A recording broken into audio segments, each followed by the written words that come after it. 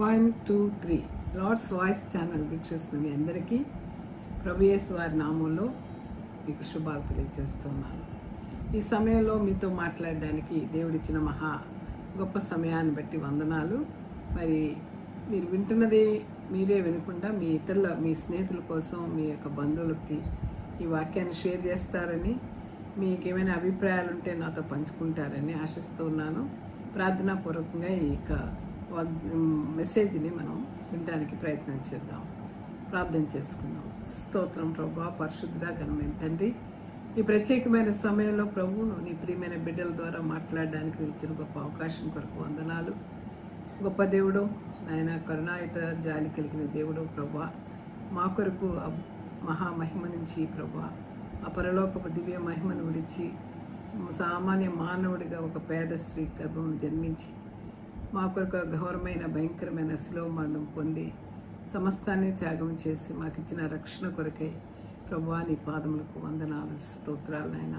ఈ ప్రత్యేకమైన సమయంలో ప్రభు లెంటెన్ డేస్లో మేము కాల్ పెడుతూ ఉంటుండగా మా జీవితంలో మేము ఎలాగో మీతో సహవాసం కలిగి ఉండాలో మాకు నేర్పించమని, వినుచున్న వారికి అది మేలు కలుగునట్లుగా, వారి కుటుంబాలకు ఆశీర్వాదకరంగా ఉన్నట్లు, వారి ప్రతి అవసరాన్ని మీ సమృద్ధి నుండి, మీ మహదేశ్వరు నుండి మీటవమని, ప్రతి ఒక్కరి యొక్క నైనా భారాలన్నిటి నుంచి విడుదల దయచేయమని యేసు నామమును బట్టి వేడుకొంచున్నాం తండ్రి, ఆమేన్. ప్రియులారా, ఈ సమయంలో మరి మీతో మాట్లాడడానికి దేవుడిచ్చిన గొప్ప సమయం కొరకు వందనాలు. మన జీవితంలో మరి ఒక దినం గడిచిందంటే అది దేవుని కృప, అంతే కదా. ఎన్నో పరిస్థితులు అలా ఉంటున్నాయి. భయంకరమైన దినాల్లో మనం ఉంటున్నాం. ప్రభు యొక్క ప్రేమ లేనిదే, ప్రభు యొక్క కృప లేనిదే మనం ముందుకి రాలేము. ఈ సమయంలో మరి లెంటెన్ సీజన్ అంటే యేసుక్రీస్తు వారి యొక్క శ్రమల ధ్యానం ఎందుకు చేయాలో మీకు నా గత మెసేజ్లో ఇచ్చాను. ఇప్పుడు ఈ యొక్క లెంటెన్ సీజన్కి చాలామంది రకరకాలైనటువంటి వ్యాఖ్యానాలు ఇస్తూ ఉంటారు. అంటే ఉపవాసం ఎలా చేయాలి, ఏమిటి, ఎలా ఉండాలి, ఈ విషయాలన్నీ మాట్లాడుతూ ఉన్నప్పుడు మనం ఏ విధంగా ఉండాలి అంటే కనుక, ఆమోసు గ్రంథకర్త తన యొక్క గ్రంథంలో మరి మొదటి అధ్యాయంలో యాజకులకి, దేవుని పరిచారకులకి చెప్తాడు. ఏమంటే, ఉపవాస దినము ప్రతిష్ఠించుడి, వ్రత దినము ఏర్పరచుడి, యెహోవాను బతిమాలుకుంటకే పెద్దలను, దేశంలోని జనులందరినీ మీ దేవుడైన యెహోవా మందిరములో సమకూర్చుడి. ఎందుకంటే నీ దేవుడైన యెహోవా మందిరంలోకి రావాలి. మనం ఉపవాసం ఇంట్లో ఉంటాం కాదు, దేవుని మందిరంలోకి వచ్చి మనం అందరం కూడా దేవుని మాటను వినడానికి, దేవునితో సంబంధం కలిగి ఉండటానికి మన జీవితంలో ఇది ఒక మిక్కిలి అనుకూలమైన సమయం అంటాడు దేవుడు. మీకు ఇదిగో సమయం ఇస్తున్నాను, సమయాన్ని దుర్వినియోగం పరచుకోవద్దు. మిక్కిలి రక్షణకు అనుకూలమైన సమయం కనుక సమయమును పోనీక సద్వినియోగం చేసుకొచ్చు, జ్ఞానుల వలె నడుచుకోమన్నాడు కానీ అజ్ఞానుల వలె నడుచుకోవద్దు అంటున్నాడు. కనుక ఈ సమయంలో ఆ మాటను చెప్తూ ఆయన ఏమంటాడంటే, 2వ అధ్యాయంలో మనం 12-13 వచనాలు చూస్తే కనుక అక్కడ ఇశ్రాయేల్ యొక్క భయంకరమైన పాపస్థితిని బట్టి, వారికి దేవుని మాట రాకపోవడం, వాళ్ళు వేదన, వాళ్ళ ఇండ్లలో మరణాలు, ఇవన్నీ చూసి ఆయన చెప్తాడు. ఇప్పుడైనను 2వ అధ్యాయం 12వ వచనంలో, ఆమోసు 2:12, ఇప్పుడైనను మీరు ఉపవాసం ఉండి కన్నీరు విడుచుచు దుఃఖించుచు మనఃపూర్వకంగా తిరిగి నా దగ్గర రండి. ఈ ఉపవాసం ఎలా ఉంటుందంట, మన పాపలను మనం ఒప్పుకోవడానికి కన్నీరు విడిచుచు దుఃఖించుచు మనఃపూర్వకంగా, ఎవరో చెప్తే కాదు, మన హృదయంలో ఉన్న వేదన బట్టి దేవుని దగ్గరికి మనం రావాలి. అందుకే ఏమంటున్నంటే, ఇదే యెహోవా వాక్కు, మీ దేవుడైన యెహోవా కరుణా వాత్సల్యములు గల దేవుడు, శాంతమూర్తియు అత్యంత కృపగలవాడును అయిండి, తాను ఉద్దేశించిన కీడును చేయక పశ్చాత్తాపను గనుక మీ వస్త్రములను కాక మీ హృదయములను చింపుకొని ఆయన తట్టు తిరుగుడి. అది మీరు గోనె సంచి కట్టుకొని, లేకపోతే బట్టలు చింపుకొని, బుడిద పోసుకొని ఆచార శుద్ధి వద్దు. మీ హృదయాన్ని, మీ హృదయాంతరంగాల్లో ఉన్న పాపాలంతటినీ చీల్చి చెండాడండి. అప్పుడు ఆ చీల్చిన హృదయంలో నుంచి పరిశుద్ధాత్మ వర్షపు జల్లులు కురిసినప్పుడు నీలో ఆధ్యాత్మికమైనటువంటి అభివృద్ధి, ఆ యొక్క చిగుర్లు మొలకెత్తి ప్రభు కొరకు రాజ్యాన్ని, ప్రభు రాజ్యాన్ని స్వతంత్రించుకునే వ్యక్తిగా నిన్ను మారుస్తుంది. So will be transformed. కనుక ఇప్పుడు మీ వస్త్రాలను కాదు తిప్పుకోవాల్సింది, ఎందుకంటే ఆయన కరుణావాత్సల్యం గలవాడు, శాంతమూర్తియును, మరి అత్యంత కృప గలవాడు. ఎందుకంటే మనం ఏదైనా తీసుకున్నాం అనుకోండి ఎవరి దగ్గర నుంచి, మళ్ళీ వాళ్ళకి మనం రీపే చేయాలి. కానీ ప్రభువు వారు మన స్థానంలో ఉండి మన పాపాలను భరించినందుకు మనం ఆయనకి ఏమి ఇచ్చాం? No, we are not even deserve to have that mercy. ఆయన కృపను పొందుకునేటువంటి అర్హత కూడా లేని వాళ్ళం. కానీ ఆయన చాలా అనంతమైన ప్రేమతో, ఎంతంటే సిలువ వేసేంతగా ఆయన తన ప్రేమను మన పట్ల చూపించి సిలువ మరణం పొంది మనకిచ్చినటువంటి రక్షణ కార్యక్రమాన్ని బట్టి దేవునికి మనం ఎంతగానో రుణపడి ఉన్నాం. కనుక ఇప్పుడు మీ వస్త్రాలను కాదు, ఆ దినాల్లో యూదులు ఏం చేసేవాళ్ళంటే, పరిసయ్యులు మతాధికారులు ఏం చేసేవాళ్ళంటే గోనె పట్ట, ఇప్పటికీ కూడా యెరూషలేములో ఇశ్రాయేలుకి ఒక అలవాటు ఉంటుంది. ఏంటంటే ఒక దినము ప్రాయశ్చిత్త దినం అని చెప్పి వాళ్ళు ఆ రోజు ఏ విధమైన వ్యాపారాలు చేయరు, అసలు నడవకూడదు, ఇంట్లో నుంచి బయటికి రాకూడదు, ఇంట్లో ఏమీ వంటలు చేయరు. మేము అదే సమయంలో ఇజ్రాయెల్లో ఉన్నప్పుడు హోటల్లో మాకు ఏ విధమైన ఒక్క వెయిటర్ కానీ ఒక సర్వర్ కానీ ఎవరూ కనబడలేదు. అన్నీ కూడా మిషన్స్ అన్నీ డౌన్ చేశారు. పాలు కూడా చల్లటి పాలు. అంటే ఆ దినం ఎవ్వరూ కూడా పని చేయకూడదు, ముందుకు వెళ్ళకూడదు. పూర్తిగా పశ్చాత్తాపడుతూ కన్నీరు విడుస్తూ వాళ్ళు ఉపవాసం ఉండేటువంటి దినము. అయితే ఈ దినం మనం కూడా ఎట్లయిపోయామంటే ఆచారాలు చేస్తున్నాం. ఈ యొక్క ఉపవాస దినము లేకపోతే వ్రత దినం నియమించమంటే వ్రత దిన నియమావళి ఏమిటి అన్నది ఆలోచిస్తే ఒక్కొక్క సంఘం ఒక్కొక్క రకమైనటువంటి పద్ధతులు ఆ యొక్క సంఘస్థులకు అలవాటు చేస్తూ ఉంది. కనుక 40 దినాలు మనం అనుసరించే విధానం ఏంటి, ఎందుకు మనం ఉపవాసం ఉండాలి అంటే, ఉపవాసం అంటే ఏంటో నేను గత కాలం మీకు చెప్పాను. ఉపవాసం అంటే భోజనం మానేయటం కాదు, ఉపవాసము, దేవుని దగ్గర ఉండి ఆయనతో సహవాసము చేయడము. కనుక ఆయన కరుణావాత్సల్యం గలవాడు, శాంతమూర్తి, అత్యంత కృప గలవాడే, తాను ఉద్దేశించిన కీడును చేయక పశ్చాత్తాపడే దేవుడు. నినివే పట్టణస్థుల్లో గురించి ఆయన ఎంతగా జాలిపడి మరి వాళ్ళ మీదకి రానివ్వకుండా చేశాడు కదండి, వాళ్ళందరూ మారుమనసు పొందినప్పుడు. కనుక ఆయన ఒకవేళ చేయాలన్న కీడు కూడా మనకి చేయడు. కనుక ఇప్పుడు మీరు మీ వస్త్రాలను కాదు చింపుకోవాల్సింది, మీ హృదయాల్ని చింపుకొని మరి ఆయన వైపు తిరగండి. ఒకవేళ హృదయాలు చింపుకుంటే సరిపోదు, బట్టలు చింపుకుంటే చాలు, ఆయన వైపు తిరగాలి. ఆయన వైపు తిరిగినప్పుడు ఆయన మనసు తిప్పుకొని పశ్చాత్తాపడి మీ దేవుడైన యెహోవాకు తగినటువంటి నైవేద్యమును పానార్పణమును మీకేమిస్తాడు, దీవెనగా అనుగ్రహింపడని ఎవడు చెప్పగలడు అంటాడు ఆమోస్. కనుక ఈరోజు మన ముందున్నటువంటిది ఏంటంటే ఉపవాస దినం, వ్రత దినము. ఇది ఎలాగ మనం ఏర్పాటు చేసుకోవాలో మీకు మొన్న చెప్పాను. ఈ 40 దినాల్లో చాలామంది ప్రతిరోజు ఉపవాసం ఉంటారు, ఒక పూట భోజనం మానేసి. కొంతమంది ఆ భోజనం మానేసినందుకు గాను వాళ్ళు తినేదంతా కూడా సేవ్ చేసి పేదలకి ఇస్తారు.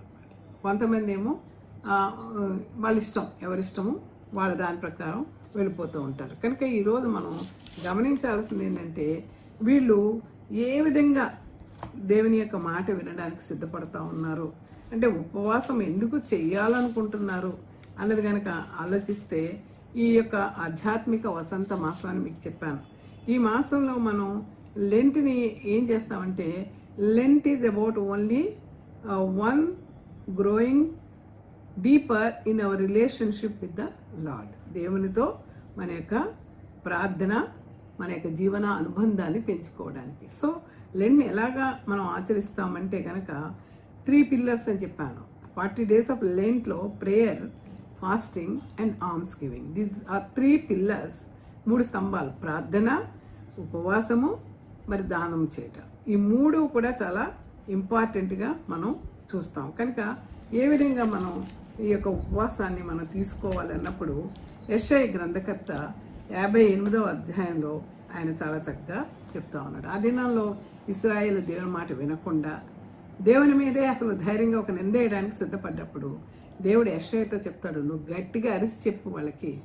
వాళ్ళు ఏం మాట్లాడుతున్నారో వాళ్ళకి తెలియదు. ఇప్పుడు మనం కూడా చాలాసార్లు ఏంటండి, మా ప్రార్థనకి సమాధానం లేదు, మేము ఎంతగా ఉపవాసం ఉండి ప్రార్థన చేస్తున్నాం, మా కష్టాలు తీరడం లేదు.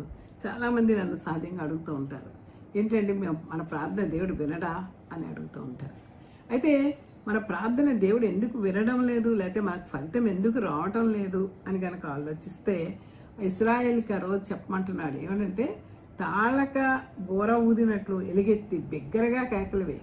ఎందుకంటే వాళ్ళు చెవిటి వాళ్ళలాగా పనిచేస్తూ ఉన్నారు, వాళ్ళకి అర్థమయ్యేలాగా చెప్పు అని చెప్తూ, వారు చేసిన తిరుగుబాటును నా జనులకు తెలియచేయము. వారు ఎవరి మీద తిరుగుబాటు చేస్తున్నారు? ఆచారాలు పాటిస్తున్నారు. ఎంతసేపు దేవుడు చెప్పాడు కాబట్టి వాళ్ళు ఉపవాసాలు, అంటే యూదులు వారానికి 2 సార్లు ఉపవాసం ఉంటారు. ఆ ఉపవాసం దీక్ష బాగా చేస్తున్నారు, అంత బాగానే ఉంది. కానీ ఆ ఉపవాసము దేవునికి వారు చేసిన ప్రార్థనలు అంగీకరించబడటం లేదని వాళ్ళు అడగటం చూస్తున్నాను. చూడండి, తమ దేవుని న్యాయ విధిని విడవక నీతిని అనుసరించు వారైనట్టు అనుదినము వారి నా యొద్ద విచారణ చేయొచ్చు, నా మార్గములను తెలుసుకునే ఇచ్చ కనపరచుదురు. వాళ్ళు దేవుని యొక్క న్యాయ విధుల్ని విడవక నీతిని అనుసరిస్తున్న వారుగా వాళ్ళు ఏమడుగుతున్నారట? నా యొద్ద విచారణ అనుదినము చేయొచ్చు, నా మార్గాలు తెలుసుకొని ఇష్టాన్ని కనపడుతున్నారు. కానీ వాళ్ళు ఏమంటున్నారు? తమకు న్యాయమైన తీర్పులు తీర్చాలని వారు అడుగుతున్నారు. వాళ్ళు ఏం తీర్పులు తీరుస్తున్నారు? దేనికి ఉపవాసం ఉంటున్నారు? దానికి వాళ్ళు ఏమంటారంటే, ఇదిగో నేను పలానా వాడితో వాదన చేయడానికి వెళ్తున్నాను, ఆ వాదనలో నేను గెలవాలి, లేకపోతే పలానా వాడితో నేను ఈ పని చేయాలనుకుంటున్నాను, వాడి చేత నేను ఆ పని చేయించాలి. ఇవా ఉపవాసానికి? లేకపోతే మన స్వార్థం, మన బిడ్డల వివాహాలకో, లేకపోతే మన ఆరోగ్యం కోసము, వీటి కోసం ఉపవాసం కాదు.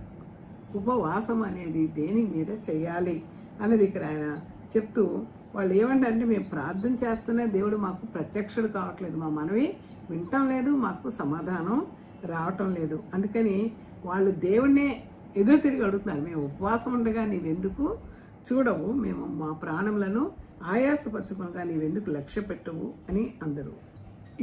ఈ యొక్క వాళ్ళు ఉపవాసం గురించి దేవుడు చూడటం లేదని వాళ్ళు దేవుని మీద గట్టిగా ఆర్గ్యూ చేస్తూ ఉన్నారు.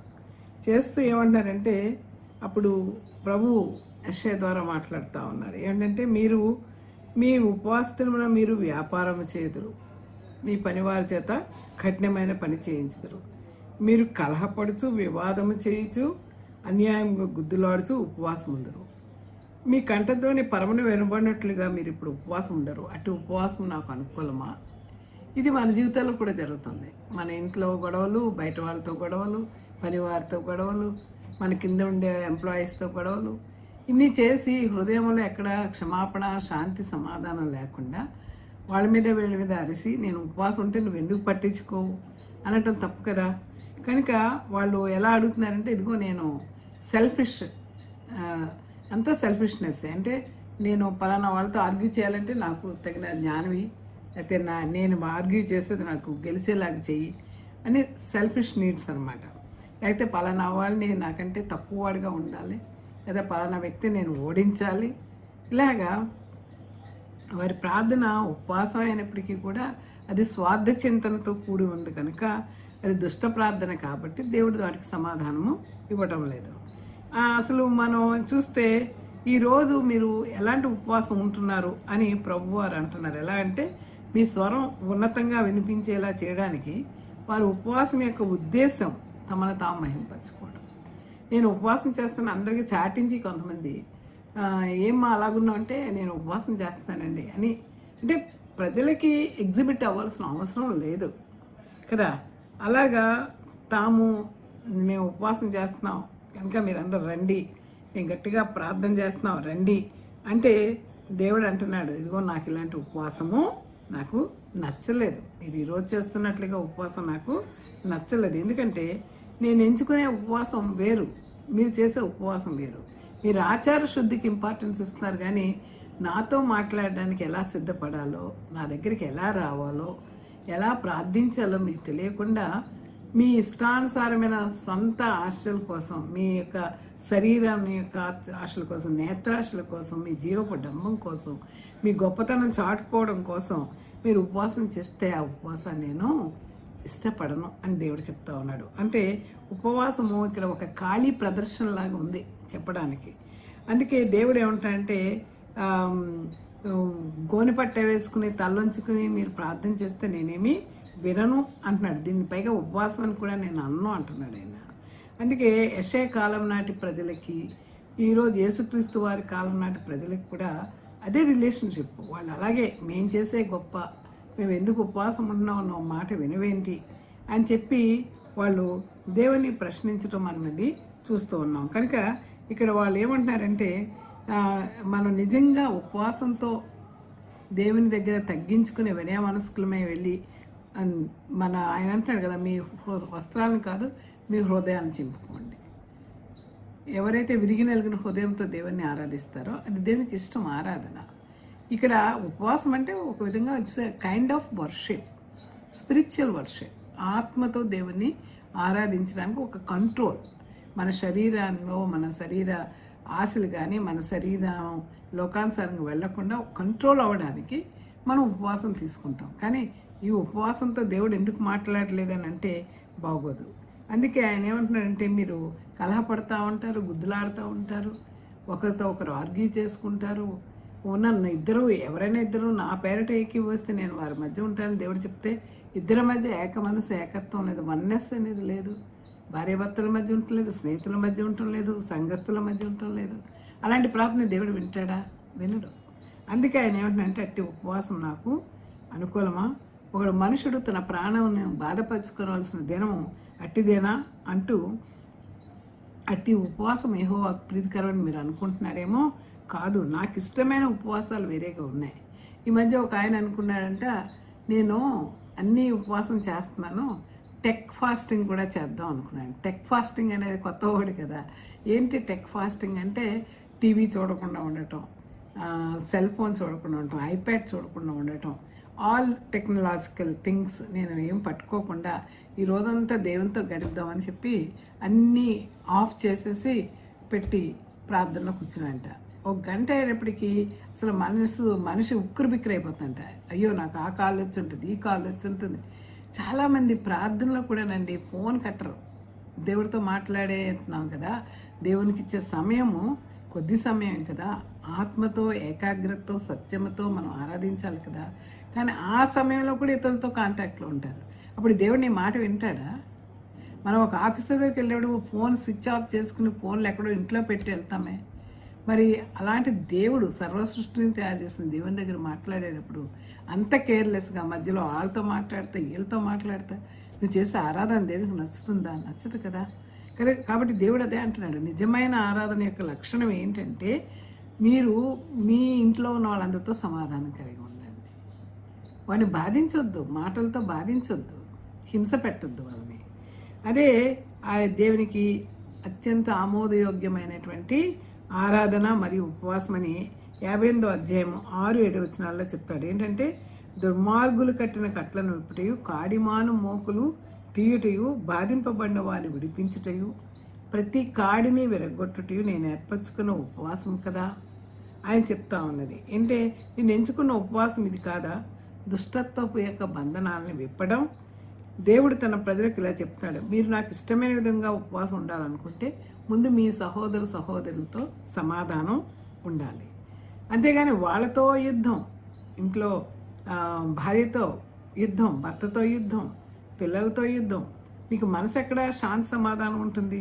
కనుక ముందు నీ యొక్క వ్యక్తిత్వపు రిలేషన్షిప్, సంబంధ బాంధవ్యాలు నీ పక్కనే ఉన్న వాళ్ళతో నువ్వు సరి చేసుకో, నీ ఇంట్లో ఉండే వాళ్ళతో సరి చేసుకో. అంతేగాని దేశం అందరినీ ఉద్ధరించేస్తానని చెప్పి ఇంట్లో వాళ్ళని హింస పెడితే అది దేవునికి ఇష్టం కాదు.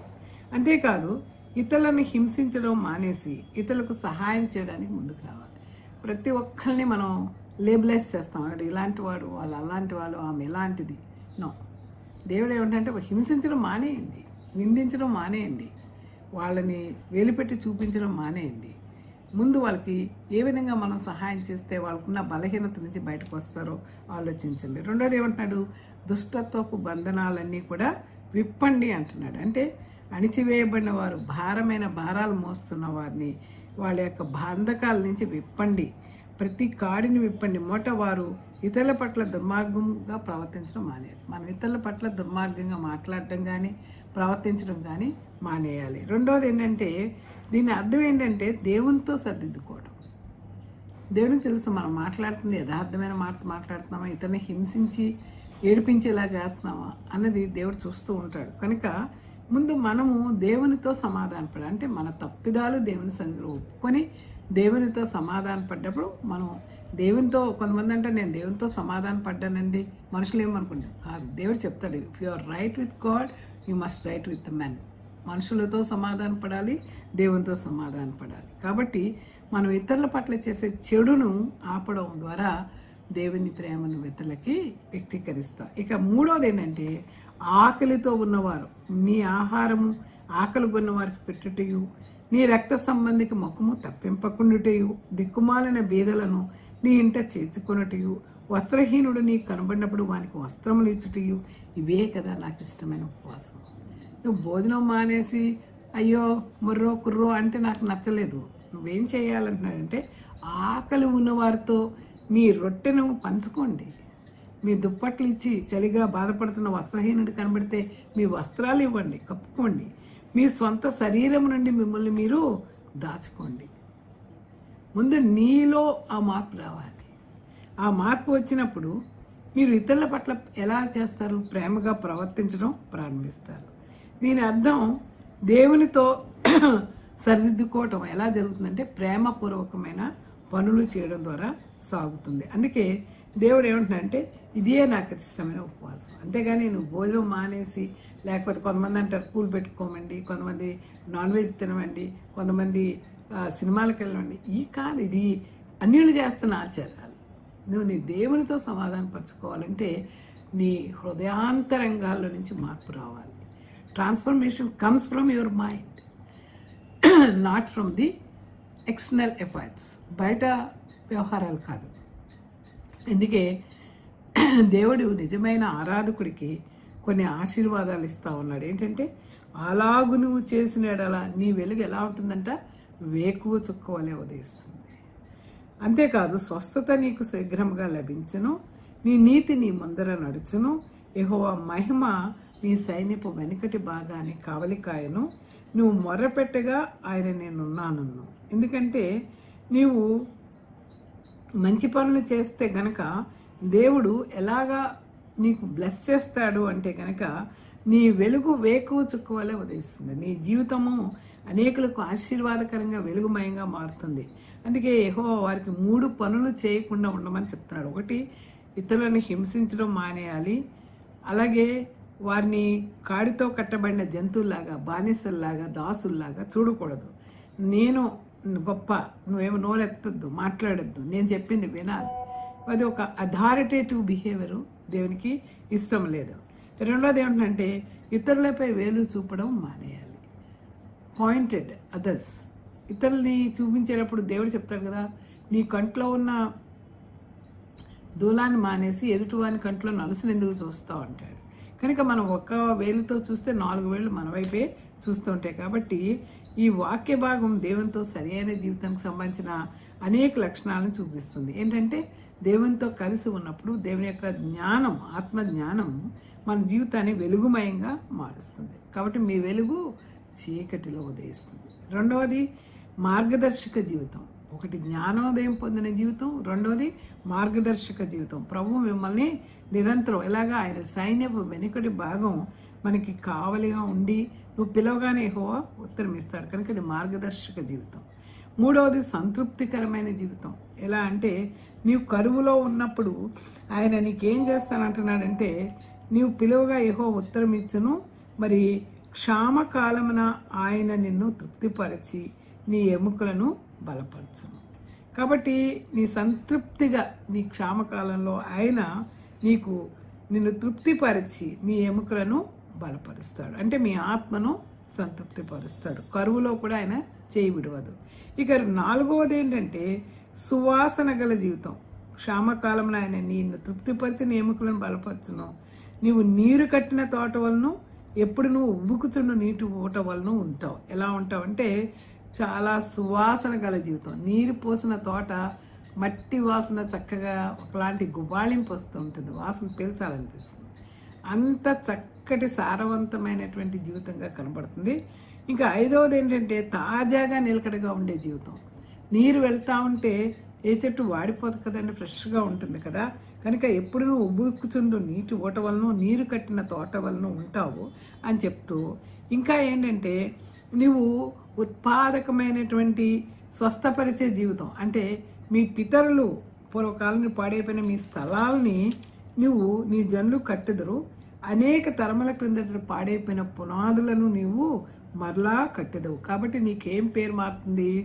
విరుగబడిన దాన్ని బాగు చేయవాడనియు, దేశములో నివసించినట్లుగా నా త్రోవలు సిద్ధపరచువాడనియు నీకు పేరు పెట్టబడి. ఎంత గొప్ప పేరండి! ఎవరో నాశనం చేసి విరగొట్టేసినవన్నీ కూడా నువ్వు కట్టగలిగిన వాడిగా. You are a constructor, not the destructor. నువ్వు నిర్మాణకుడిగా దేవుడు నిన్ను చూడబోతున్నాడు. కనుక మనం క్రీస్తుకి రాయబారులుగా ఉండటానికి దేవుడు మనలను ఎంతగానో మరి ఎంకరేజ్ చేస్తూ ఉన్నాడని చెప్పి అపోస్తలుడైన పౌలు అంటాడు. కాబట్టి ఈరోజు ఎలాంటి ఫాస్టింగ్ మనం చేస్తున్నాం? ఫాస్టింగ్ చేయడం అనేది కూడా చాలా కష్టమండి, అందరూ చేయలేరు. ఎందుకంటే ఆకలి బాధ అసలు తట్టుకోలేరు. మానవుడికి కావలసిన 3 కదా, ఆహారము, నీరు, బట్ట, ఉండటానికి నివాసము. సో రోటీ, కపడ ఆర్ మక్కాన్, ఈ 3 కూడా చాలా ఎసెన్షియల్ థింగ్స్, బేసిక్ నీడ్స్.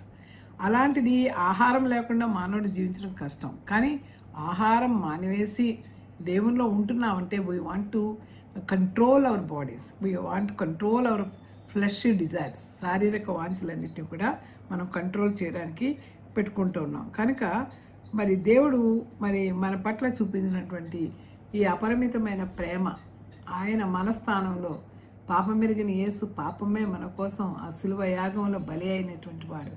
ఆయన చేసిన ప్రాణత్యాగానికి మనం ఏమి విలువ కట్టగలం?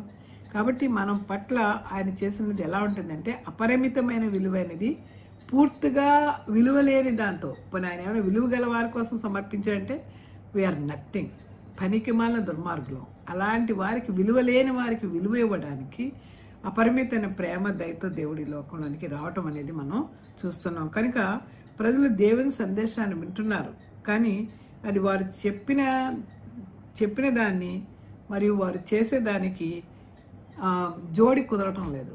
ఒకటేమో చెప్తున్నారు కానీ యాక్షన్లో లేదు. సో క్రియలు లేని విశ్వాసము శూన్యం కదా. కాబట్టి విశ్వాసం లేకుండా క్రియ చేయడం కూడా శూన్యమే. కనుక ఈ 2 మ్యాచప్ అవ్వాలి, దేవుని ప్రేమ మనలో కనబడాలి.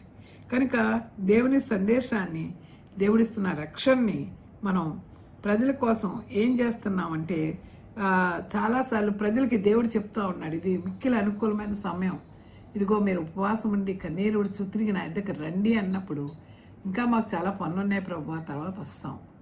సో దేవుడిచ్చే సమయాన్ని మనం వేస్ట్ చేసుకుంటే ఆయన ఎప్పుడో మనల్ని రమ్మని పిలుస్తారు.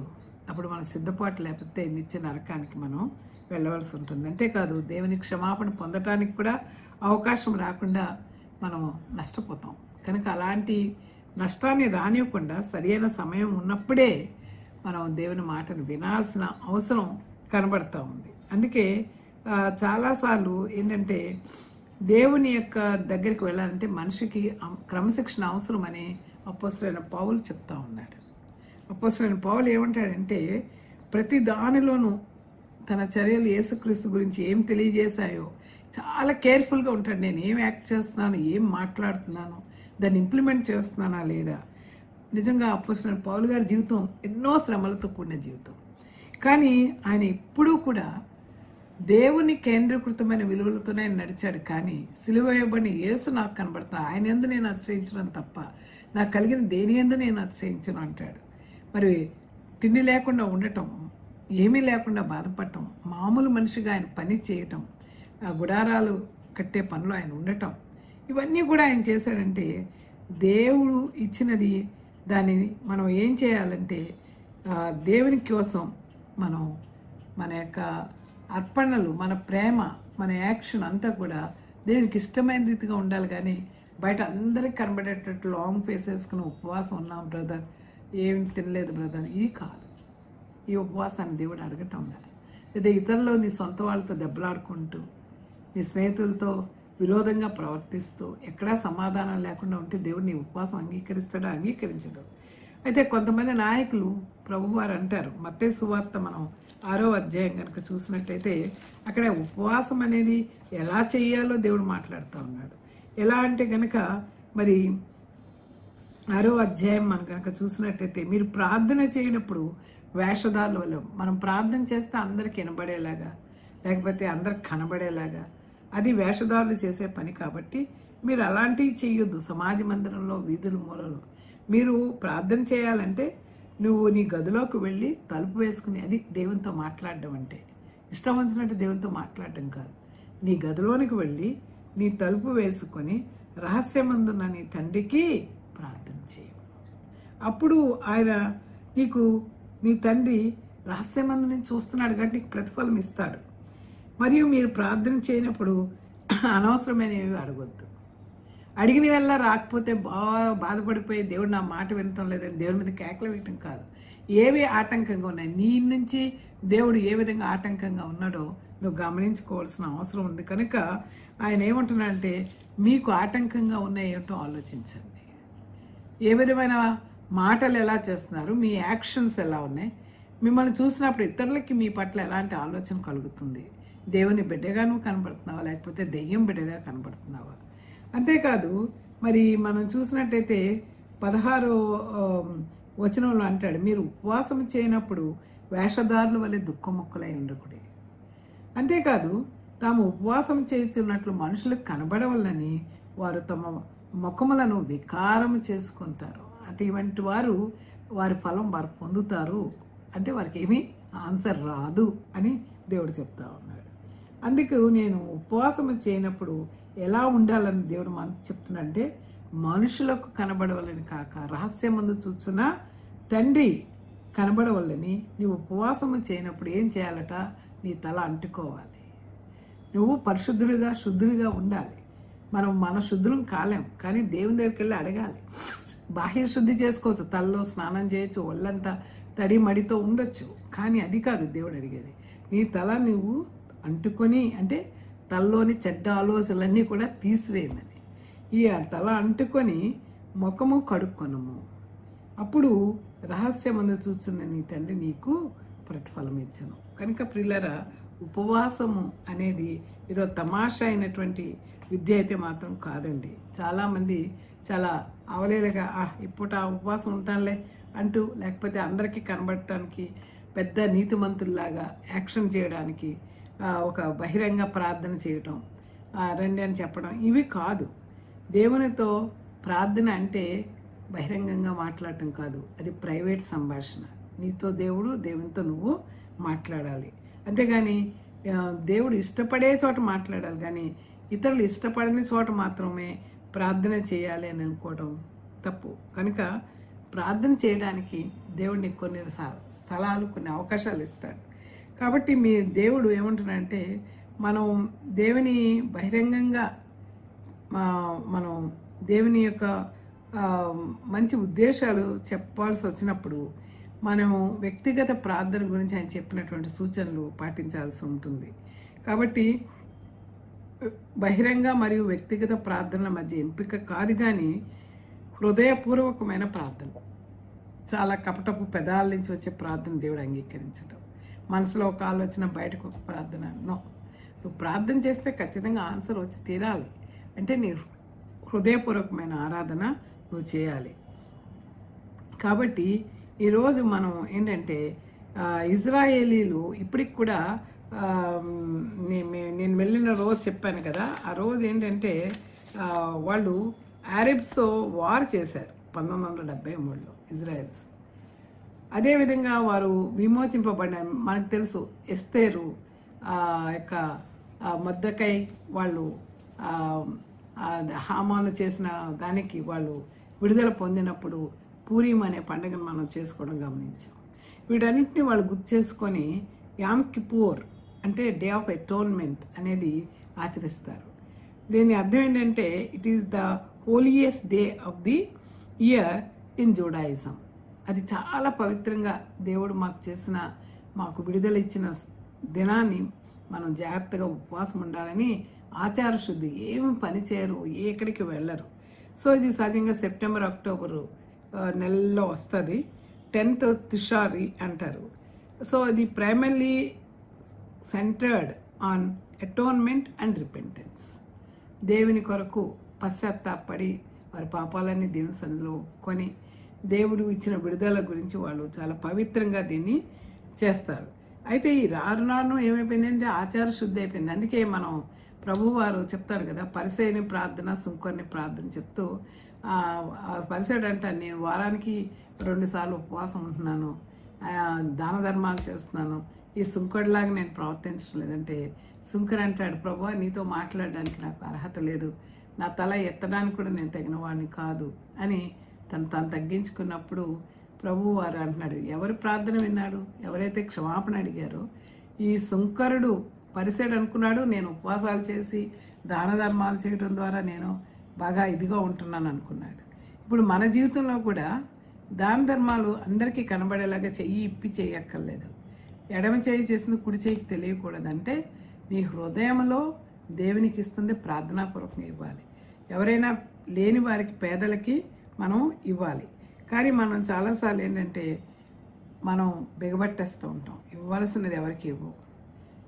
దేవుడు మనకి ఇచ్చిన దాన్ని తిరిగి ఇవ్వటము అనేది నేర్చుకోవడానికే ఈ లెంట్ ప్రాక్టీస్ చేయాలి.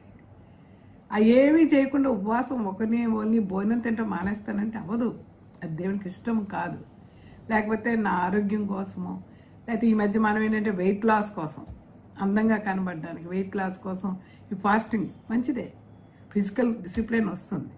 కానీ అన్నిటికంటే ఆత్మీయంగా నువ్వు బలపడాలి అంటే కనుక, దేవుని దగ్గరికి వెళ్ళే నీ మొర వినబడాలి అంటే నువ్వు హృదయపూర్వకంగా నీ పాపాలని దేవుని సన్నిధిలో ఒప్పుకొని దేవునితో సహవాస అనుబంధాన్ని కలిగి ఉన్నప్పుడు నీ జీవితం నీరు కట్టిన తోట వల్లే, ఎల్లప్పుడూ ఊకుచుండు తోట వల్లే నువ్వు ఉంటావు అన్నది చాలా కరెక్ట్ అనమాట. అందుకే మన ప్రార్థన, మన ఉపవాసాలు, మన దాన ధర్మాలు మరి ఇతరులకు కనబడేది కాకుండా దేవునికి కనబడేలాగా ఇచ్చినప్పుడు, అవసరతలో ఉన్న వారిని ఆదుకున్నప్పుడు దేవుడు మనల్ని అదొక గొప్ప ఉపయాస యాగముగా, యజ్ఞముగా ఆయన అంగీకరించి మన జీవితాన్ని ఆత్మతో నింపుతాడు. కనుక ఈ 40 దినాలు దేవునితో మనం సహవాస అనుబంధాన్ని పెంచుకోవడానికి ఒక శ్రేష్టమైనటువంటి కాలంగా ఎంచుకొని, ఒక పవిత్ర కాలంగా, ఉపవాస వ్రతంగా దీన్ని మనం ఆచరిస్తూ దేవుడు చెప్పినట్టుగా ఎక్కువ సమయం ప్రార్థనలో ఆయనతో గడపటం, అదేవిధంగా మరి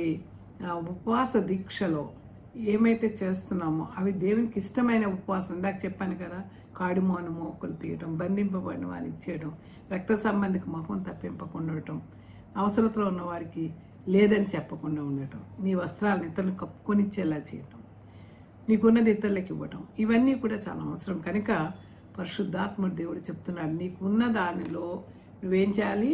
ప్రార్థన చేయాలి, ఫాస్టింగ్ చేయాలి, మూడవది అవసరతలో ఉన్న వారికి దాన ధర్మాలు చేయాలి. అనగా దేవుని ప్రేమ నిన్ను ఇతరులను ప్రేమించేవారుగా చేసినప్పుడే అదే నిజమైనటువంటి ఉపవాసం. దేవుడు ఈ వాక్యమును దీవించును గాక. ఈ 40 దినాలు ఆ విధంగా మనం దినాలుగా ఎంచుకొని ప్రభువారు మనల్ని ప్రేరేపించిన విధంగా ఇతరులకు సహాయపడేగా మన జీవితాన్ని ఆ యొక్క స్వార్థపూరితమైనటువంటి మనసు కోరికల నుంచి నిస్వార్థపరంగా ఇతరులను ప్రేమించేవారుగా ప్రభువారు మన కోసం ఎలా త్యాగం చేశారో మనం ఇతరులకు త్యాగం చేయబద్ధులమై ఉన్నామని దేవుని ఆత్మ చెప్పుచున్న మాటలు చెవుగల ప్రతి వారు వినాలని కోరుకుంటూ సెలవు తీసుకున్నాను. ప్రార్థన చేసుకుందాం. స్తోత్రం ప్రభువా, పరిశుద్ధుడా, ఘనమైన తండ్రి, ఈ యొక్క ప్రత్యేకమైన సమయంలో ప్రభు మేము ఎలాగ ఉపవాసం ఉండాలి, ఆ ఉపవాసం ఎలాంటి ఉపవాసం మీకు ఇష్టమవుతుంది, మా యొక్క మొరలు మీ సన్నిధికి చేర్చుకునేటట్టుగా చేస్తుంది, మాకు సమాధానం ఎలా వస్తుందో ఈ యొక్క భక్తులు నాయన ఆమోసు గారు యెషయా ద్వారా, మరి అలాగే మత్తయి సువార్తలో మీరు చెప్పిన మాటల ద్వారా తండ్రి మేము విని ఉన్నాం. కనుక మా హృదయాల్లో వాటిని ఫాలో అవ్వడానికి మాకు సహాయం చేయమని, పాపలమైన మమ్మల్ని కనికరించమని, సమస్త మహిమ ఘనత ప్రభావం మీకే ఆపాదిస్తూ యేసు నామం బట్టి మీకు వినయముగా బ్రతిమలాడి వేడుకొంచున్నాం తండ్రి. ఆమేన్. God bless you.